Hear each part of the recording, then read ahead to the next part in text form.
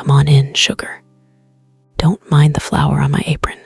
I was just mid-knead on some sourdough." There's something about the way dough feels under your palms, resilient, changing, but always remembering the shape you give it. That puts my mind at ease. Set your purse down on the counter. I've got a pot of coffee brewing, and I put a dash of cinnamon in the grounds today. Hank always said it made the house smell like a Sunday morning, even when it was a Tuesday afternoon. You see that big oak tree out the window? The one with the tire swing that's mostly just a frayed rope now. I planted that with my own 2 hands the year Clayton was born. I remember thinking that by the time that tree reached the roof, my boy would be a man I could lean on. And for a long time, I believed he was. I truly did. But trees can grow tall and still be hollow on the inside, honey. It took me 72 years to realize that sometimes the people you take a bullet for are the ones holding the smoking gun. It all started about 6 months ago. My son, Clayton, my oldest, my golden boy, started coming around more often. Now, you'd think a mother would be happy about that, wouldn't you? Most women my age are begging for a phone call, let alone a visit. But Clayton didn't just come for Sunday dinner. He started coming with brochures. Glossy, expensive-looking brochures for places with names like The Gilded Path and Serenity Meadows. "Mama," he'd say, leaning against my kitchen island in one of those suits that cost more than my first 3 houses combined. "This house is just too much for you. The stairs are a hazard. The roof is going to need $10,000 of work by next spring. And I just can't sleep at night knowing you're out here all alone with only the crickets for company." I just keep stirring my gravy, acting like I didn't hear the edge in his voice. "I've got more than crickets, Clayton," I tell him. "I've got 50 years of memories in these floorboards. I've got your father's spirit in that workshop out back. And I've got my health." But he wouldn't let it be. He started pointing out things that weren't even broken. He'd tell me the porch was sagging. It isn't.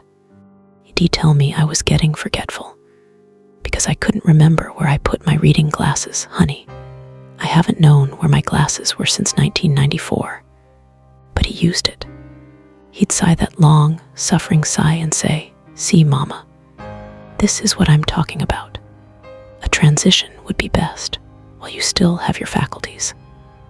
"My faculties are just fine, Clayton," I'd say, my voice steady, even when my heart was starting to gallop.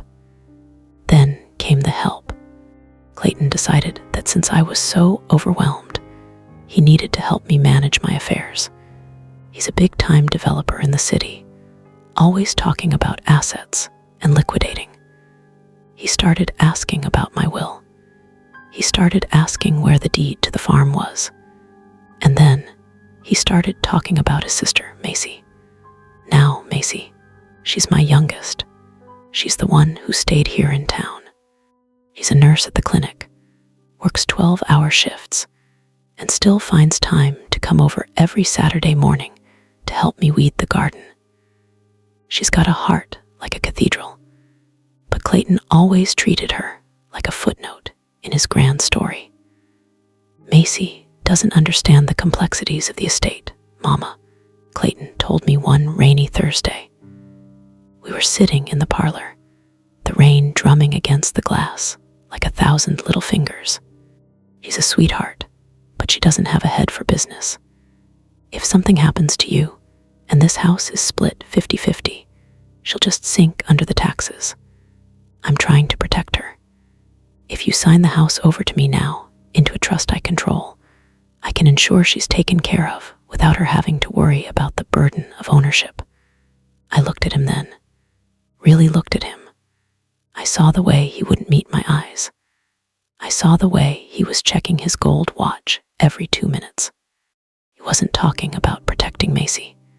He was talking about erasing her. I've lived in Oakhaven long enough to know that when someone uses the word burden to describe your home, they're usually looking for a way to carry the profit. I didn't didn't say yes, but I didn't say no. I've learned that when a predator is circling, the worst thing you can do is run. You stay still. You watch. You wait for them to show their teeth. A few weeks later, Clayton brought over a man named Mr. Thorne. He called him his associate, but he looked like a lawyer who spent more time in a tanning bed than a library. They sat me down at this very table. They had papers, thick, heavy stacks of them. "Mama, this is just a preliminary adjustment to the will," Clayton said, pushing a pen toward me. "It just streamlines things. It puts me as the primary executor and gives me power of attorney, so I can handle the sale of the North Pasture if the market hits a peak. It's for your own good, honey. I don't want you worrying about property taxes when you could be sitting by a heated pool at Serenity Meadows." I picked up that pen.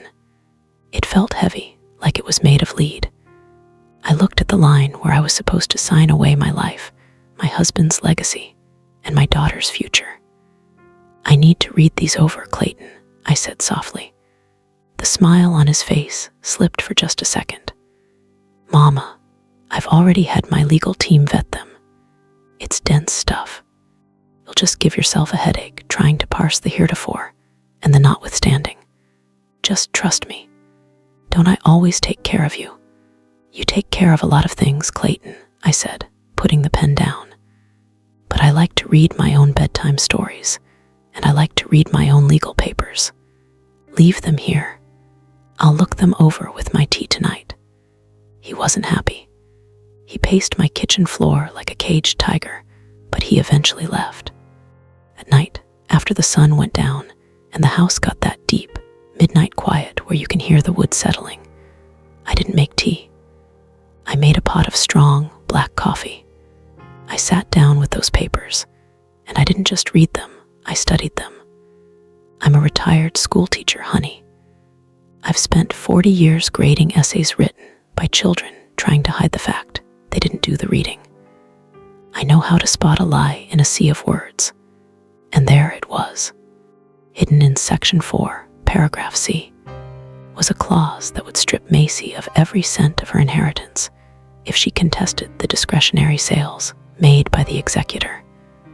And the executor, of course, was Clayton. He wasn't just taking the house. He was making sure Macy couldn't even complain about it without losing the little bit of money she had coming to her. But that wasn't the worst of it. The next morning, I decided to do a little spring cleaning. I went into the guest room where Clayton stays when he visits. He'd left his laptop bag open on the bed. Now, I'm not a snooping woman by nature. I believe a person's privacy is sacred. But when someone is trying to steal the roof from over your head, the rules of the house change. Tucked into a side pocket of that bag was a folder. It wasn't legal papers. It was a notice of foreclosure. It wasn't for my house. It was for his. My successful son, with his 3-car garage and his liquid silver lifestyle, was 3 months behind on his mortgage. He owed nearly $200,000 in back taxes on his latest development project that had gone bust. He wasn't trying to move me into Serenity Meadows because he loved me. He was trying to sell my farm to pay off his debts before the bank took his own house. He was willing to make his mother homeless and his sister penniless just to keep his golden boy image from tarnishing. I sat on the edge of that guest bed, holding that foreclosure notice, and I felt a coldness in my bones that no heater could ever touch. I remembered him as a little boy, crying because he'd scraped his knee. I remembered how I'd rocked him to sleep, promising him that as long as I was alive, he'd always have a home. He was counting on that promise. He was using my love for him as a weapon against me. I put the folder back exactly where I found it. I walked back into my kitchen, and I looked at that sourdough dough I'd left to rise. It had doubled in size, full of air and potential. I realized then that I couldn't just say no. If I just said no, Clayton would keep trying. He'd get more desperate. He might even try to have me declared incompetent, something he'd already been hinting at with those comments about my faculties. No, I had to be smarter. I had to let him think he was winning. I had to let him lead himself right into the trap he'd set for me. I called Macy. I told her to come over after her shift. When she arrived, her eyes were tired, with dark circles under them from a long day at the clinic. She sat at this table, and I told her everything. "Mama," she whispered, her voice trembling. "Clayton wouldn't do that. He's Clayton. He's always been the one who looked out for us." "Macy, look at the papers," I said. She read them. She cried. She sat there in the quiet of my kitchen and realized the brother she'd idolized her whole life was ready to throw her to the wolves for a paycheck. "What are we going to do?" she asked. I patted her hand. "We're going to give your brother exactly what he asked for. We're going to change the will, but we're going to do it my way." The next week, I called Clayton. I used my shaky voice, the one I use when I want people to think I'm just a frail old lady who can't find her slippers. "Clayton, dear," I said over the phone, "I've been thinking. You're right. This house is a burden, and I want to make sure things are streamlined, just like you said. Why don't you bring Mr. Thorne back over on Friday? We'll sign those papers. And I've invited Macy, too. I want us all to be together when we settle the Miller legacy." Could practically hear him smiling through the phone. "That's my girl," he said. "You're making the right choice, Mama. I'll bring the champagne." "You do that, sugar," I said. "I'll have the glasses ready." Friday arrived. It was one of those thick, humid Georgia days where the air feels like a wet blanket. Clayton arrived first, looking like $1 million in a new charcoal suit. He had a bottle of expensive bubbly and a grin that reached from ear to ear. Mr. Thorne was right behind him, briefcase in hand. Macy arrived last. She looked nervous, but she'd promised me she'd keep a poker face. We all sat down at this very table, the same table where I'd taught Clayton his ABCs, the same table where Hank and I had sat every night for 40 years. Clayton spread the papers out. "All right, Mama, section by section, just like we discussed. This gives me the authority to manage the assets, sells the North Pasture to my development group at a fair market price, of course, and sets up your trust." I looked at Mr. Thorne. "And this is all legal and binding, sir. Once I sign this, the Miller legacy is officially in Clayton's hands." "Absolutely, Mrs. Miller," Thorne said, clicking his fancy pen. "It's a complete transfer of executorship and a life estate clause for you, meaning you can live here until you move to Serenity Meadows." I smiled. It wasn't a sweet smile. It was the smile of a woman who had taught 35 years of third graders and knew exactly who was hiding a frog in their desk. "Well then," I said, "before I sign, I have one little addition. A codicil, I think you call it. I had my own lawyer, Mr. Henderson. You remember him, Clayton. He did your father's estate look things over. He suggested one small clause to protect the family name." Clayton's eyes flickered.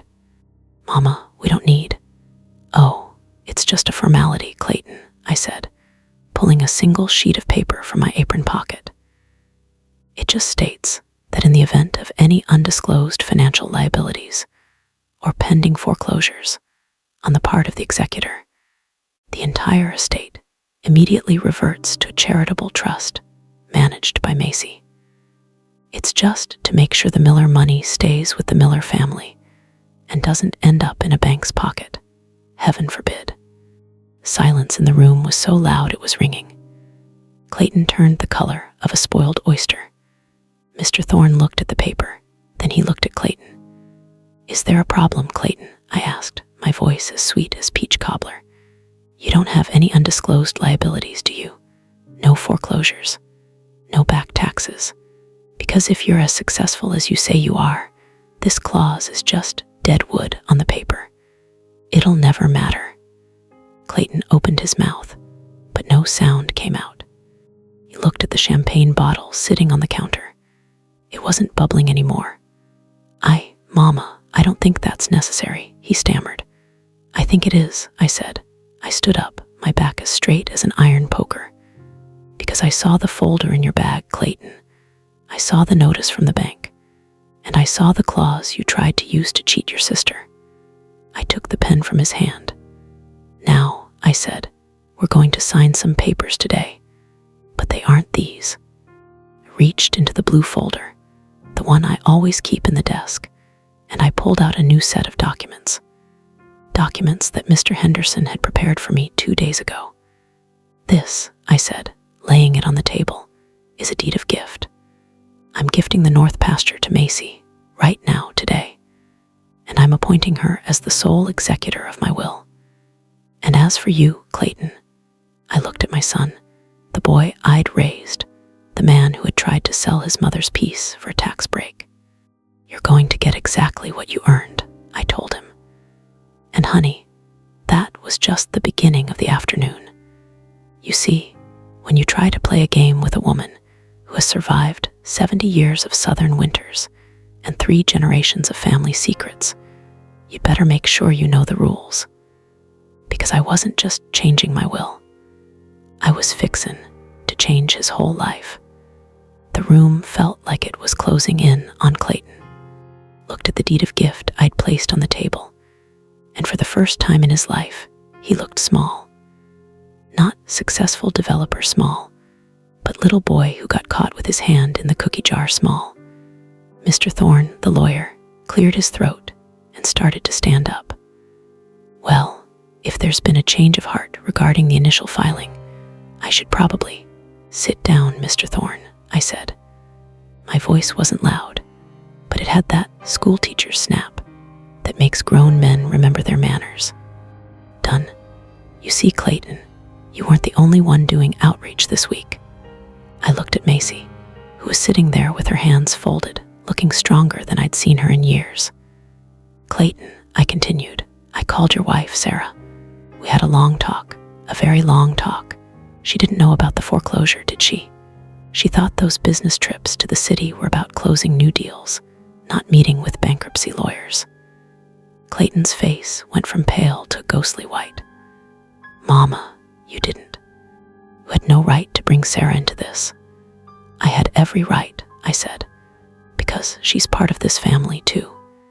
And you were fixin' to let her and my grandbabies lose their home while you were busy trying to steal mine. Sarah is a good woman, Clayton. She's a Miller by marriage, but she's got more Miller blood in her pinky finger than you've shown me lately. I pushed the new papers toward him. Here is what's going to happen, I said. You are going to sign a renunciation of your rights as executor. You are going to sign an acknowledgement that you received an early inheritance in the form of the $300,000 your father, and I gave you for your first startup 10 years ago, the one you never paid back, even though it was a loan. That covers your share of this estate. Clayton's hands were shaking so hard he had to tuck them under his thighs. Mama, if I do that, I'll have nothing. The bank will take everything. Not quite, I said. Macy and I have talked it over. Macy is going to take out a small loan against the north pasture, the one I just gave her. She's going to use that money to pay off your back taxes and catch up your mortgage. Not for you, Clayton. For Sarah and the kids. Clayton looked up, hope flickering in his eyes like a dying candle. You'd do that. Macy would do that, I corrected him. Because she's the person you said didn't have a head for business. She's the person you tried to write out of my life. She's the one who's going to save your family's roof, but it comes with a price. I leaned in close, so close I could see the sweat beading on his forehead. The price is your ego, Clayton. You're going to sell that fancy car. You're going to quit that development firm that's nothing but a shell for debt. And you're going to come back here to Oakhaven. There's an opening for a bookkeeper at the mill. It's honest work. It's hard work. And you're going to work it until every dime Macy borrowed to save your skin is paid back to her with interest. Clayton looked at the papers, then at his sister. Macy didn't look away. She didn't offer him a sweetheart smile. She looked at him with the steady, unwavering gaze of a woman who had finally found her worth. "And if I don't?" Clayton asked, his voice a ragged whisper. "Then you can take your champagne and your fancy lawyer, and you can walk out that door," I said, pointing toward the porch. "And the next person you'll hear from is the IRS, because Mr. Henderson has already prepared a full report on the discretionary sales you were planning to make using a power of attorney you hadn't even secured yet. That's called intent to defraud, Clayton. I taught you better than that." The silence stretched on. Outside, the cicadas were starting their evening hum, a sound that usually brings me peace, but today sounded like a countdown. Clayton picked up the pen. This time, he didn't flourish it. He didn't spin it between his fingers. He held it like it weighed 100 pounds. He signed. One by one, he signed away his pride, his schemes, and his golden boy status. When he was done, he pushed the papers back to me. "I hate you for this," he whispered. It felt like a cold blade to the heart, honey. It really did. No mother wants to hear those words. But I didn't flinch. "No, Clayton," I said, my voice thick but steady. "You hate that I saw you. Hate that you couldn't keep pretending. But one day, when you're sitting on Sarah's porch and you realize you still have a wife who loves you and kids who have a home, you're going to realize this was the only way I could save you from yourself." Mr. Thorne didn't wait for a goodbye. He grabbed his briefcase and practically ran out the door. I imagine he didn't want to be associated with a development that had just gone belly up in a kitchen in Oakhaven. Clayton stood up. He didn't look at us. He just walked out. We heard his car, that loud, expensive engine, roar to life and fade away down the gravel drive. Macy slumped in her chair, the air finally leaving her lungs in a long, shaky breath. "Mama, that was the hardest thing I've ever done." "I know, sugar," I said, walking around the table to pull her head onto my shoulder. "But you did it. You saved this family. You saved your brother, even if he's too blind to see it right now." That was 3 months ago. Clayton sold the city house. Sarah and the kids moved into a smaller, sensible place just 2 miles down the road from me. Clayton, well, he's working at the mill. He's a bookkeeper, just like I said. He wears work boots now instead of Italian leather. He doesn't come for Sunday dinner yet. He's still nursing his wounds, still feeling the sting of being bested by his mother. But Sarah comes, and the grandbabies come. They're out there on that tire swing right now, laughing and making the kind of noise that makes a house feel alive. And Macy is the head of the Miller legacy. She's managing the north pasture. She decided to turn it into a community garden and a small orchard. She's got a head for business, after all, turns out. She just uses her heart to guide it. I still sit here at this table. I still bake my sourdough. But I don't keep my will in the bottom drawer anymore. I don't need to. The legacy isn't on a piece of paper, honey. It isn't in a deed or a trust. The legacy is in the truth. You know, people think that family drama is about the fighting, but it's not. It's about the pruning. Sometimes a family tree grows a branch that's taking all the nutrients, but giving nothing back, growing so heavy it threatens to pull the whole tree down in the first high wind. And as the one holding the shears, you have to be brave enough to cut it back. Not to kill it, but to give it a chance to grow back stronger, straighter, and honest. Clayton will come around. One day, he'll be sitting on that porch, and he'll look at that oak tree I planted. He'll see how deep the roots go. And he'll realize that the only reason he's still standing is because his mama wasn't afraid to tell him the truth when a lie would have been easier. Now, let's get that sourdough out of the oven. It's been rising long enough, And I think we could both use a thick slice with some of that blackberry jam Macy made last week. You see that light hitting the flour on the table? It looks like gold dust, doesn't it?